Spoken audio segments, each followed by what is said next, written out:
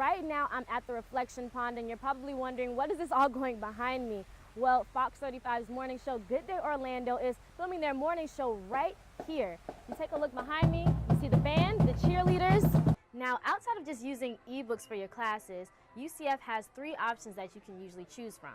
You could either buy a new book, buy a used book, or rent a new book. Officials from the Florida Highway Patrol say if a driver is involved in a crash where there's injury or death, authorities have the right to pull that driver's cell phone records. Welcome, Knights, to your nightly news webcast update. I'm Symone Davis. Today is Friday, December 6th.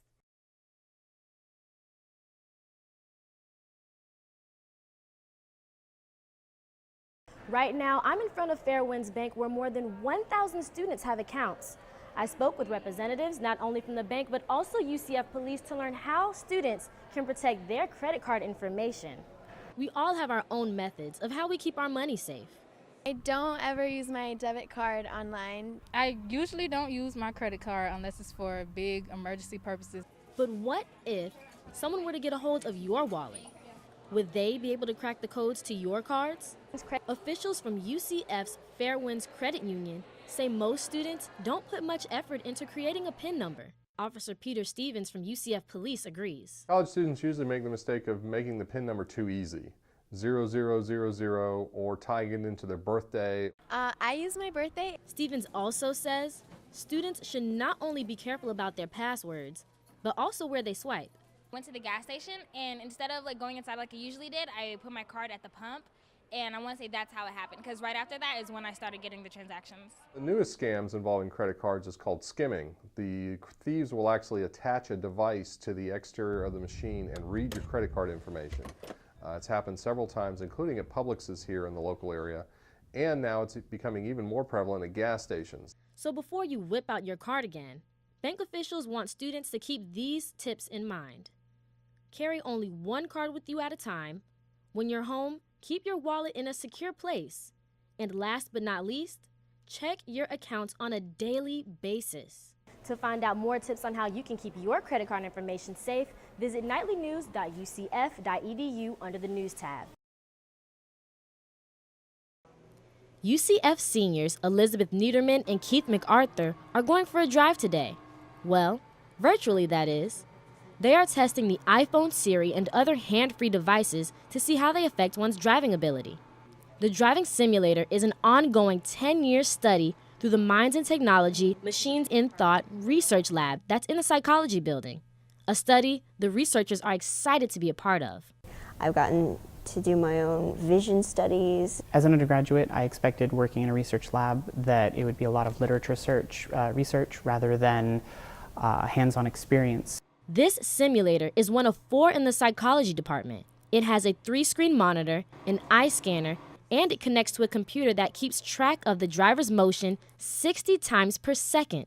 This machine not only tests a driver's reaction to hand-free devices, but it shows how a driver reacts to holding a device behind the wheel.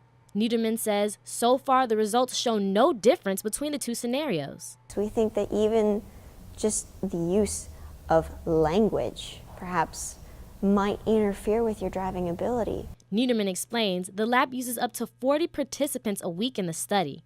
There's more research to be done, yet she's looking forward to how the countless hours will pay off in the long run. If we can prevent that and actually get people aware that what they're doing is detrimental, not only to themselves but to others around them, that would really make me happy.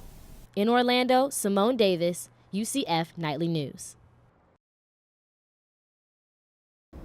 I don't look like a straight woman.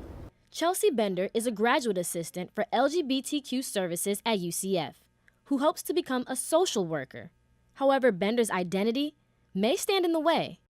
A lot of social services are faith-based agencies, and that might be an issue there because they don't have the requirement that they have to hire people like me. Like, there's no protection there. Under federal law, U.S. citizens cannot be discriminated from employment due to race, color, religion, sex, or national origin. But does sex include transgenders or sexual orientation? UCF Legal Services staff attorney Jamie Owen says the lines are blurred. federal law nor Florida state law explicitly protects sexual orientation nor gender identity. So in many places in the country, and indeed many places in the state of Florida, you can be fired simply for being gay. Owen says in certain jurisdictions, an employee can only file a complaint for employee discrimination. And even if you are allowed to file a lawsuit against your employer, you're in for a fight. How do you know why you were not chosen?